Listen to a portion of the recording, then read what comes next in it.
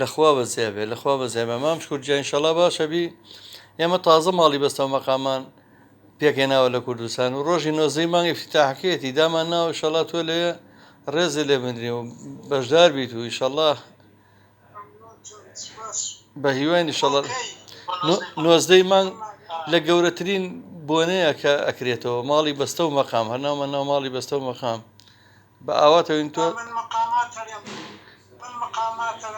مقامی پێنجگا بێ یان مقامی محەلێر بێ یان مقامی ڕاست بێ یان مقامی خەنەبات بێ ئاڕە وەڵڵا وەڵا خەنەباتەکەیت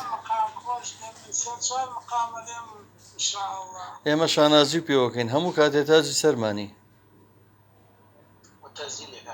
ئاڕە وەڵا وەڵا تەزیل یەکەم لەبەرەوەی بە ئەواتەوەم ئەو هەواڵە خۆشە بە خەڵک ڕابگەێنم کە مام شکور تەندروستی باشە و وەکو پۆڵە ڕوبەڕووی نەخۆشیە بێتەوە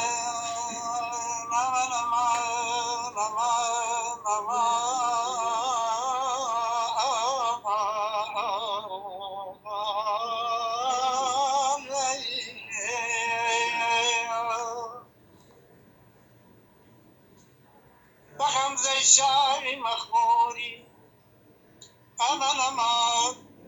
بغمزه شاری مخموری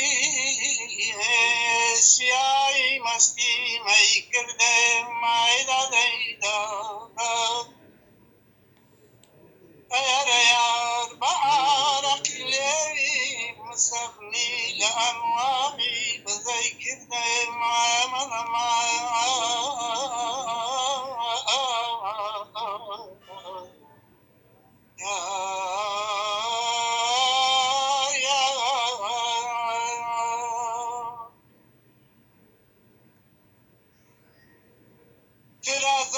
بندی سخمی آلی گلناری بهایی من ایدا دیدا دیدا فرازا بندی سخمی آلی گلناری بهایی من امان امان آریار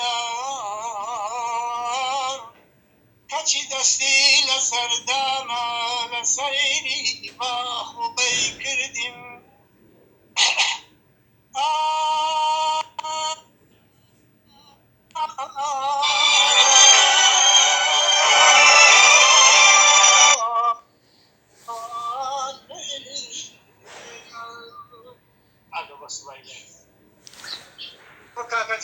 مام شکورجیان زۆر ئەو دەسانە و ماچەکان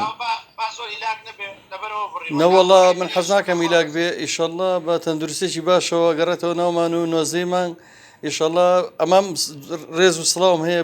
بۆت بەناوی ماڵی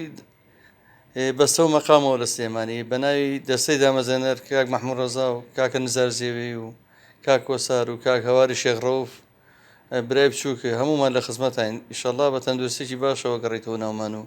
گەورەشمانەکەی لەو ڕۆژەیە بەشدارە بی وەکو سیمبۆلی مەقاماتی کوردستان بە قوربانە بم کاک ئارامگیان چاو ماچەکەم